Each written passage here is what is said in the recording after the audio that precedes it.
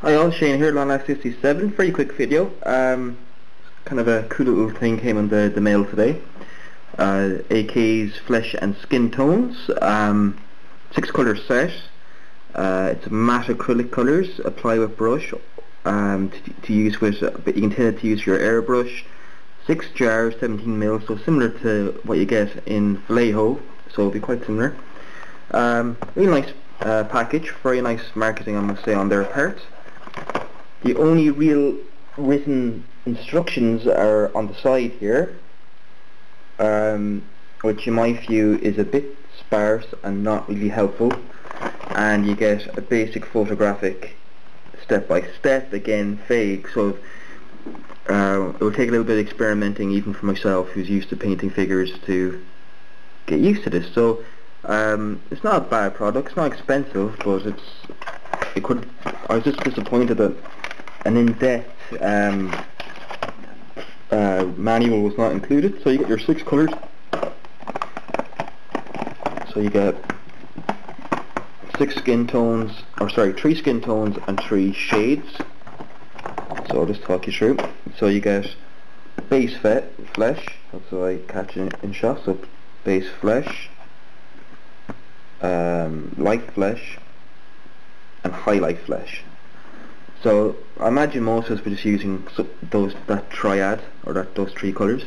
Then we get dark flesh, so that'll be our true base, unless you want to apply them as glazes. Okay, dark flesh, shadow flesh, and then we get a glaze, which is cheekbone glaze.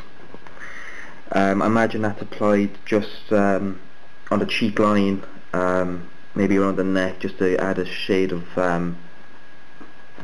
depth, if you will. I have yet to experiment with it. It says it can be applied by brush, which I'm a little bit skeptical on, because from the little experience I have had with AK paints, they seem to be more geared towards airbrushing, as they're very thin, much thinner than Model Air from Vallejo, which I actually find is a wonderful painting or brush painting paint. Ironically, I know it's a formula for airbrushing, but because it's so thin, it goes on ultra smooth and it's great for layering. So it'll be interesting to see how this shapes up. I've yet to fully experiment with them. We'll see how I get on, and I'll give you my honest feedback to see actually how they work. I'm a bit skeptical because I'm not quite sure actually how to use them myself. For the simple fact being, it hasn't given me a lot of instruction on how best to use these. How best to use these shades, when to use them. Do I put my base flesh and then this on it, or do I go from the darker up as traditionally sent?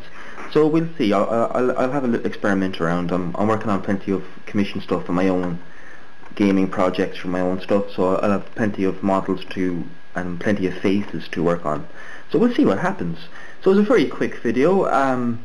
Also got, if I can find it, from Vallejo, it's the first washes I've ever got from them, if I can bloody find it. Yeah. So I got from Vallejo model Game Color, which is their product line based for wargaming. Shadow flesh tone shade. So this is one of their washes. I haven't used this before. I imagine it's quite similar to what I use already for shading flesh, which is a wash of burnt sienna. It seems to be the same hue, so I imagine it's just a wash version. I just got this because I want to see what it's like, and probably be less waste. So again, we'll be experimenting with that in some later videos and later builds, and we'll see how they go. So just for a quick, this is a quick unboxing, and we'll see how it goes. I'm not quite sure. I can't really say much on the product. In all, it's a nice looking. It's a nice looking deal you get with it. So we'll see. And it wasn't inexpensive. I think it was $20, so it cost me about €15. In all, about €20 including shipping from Lucky Model. So it was a good deal. And if you're a figure painter, it never hurts to have different flesh tones to add individualism.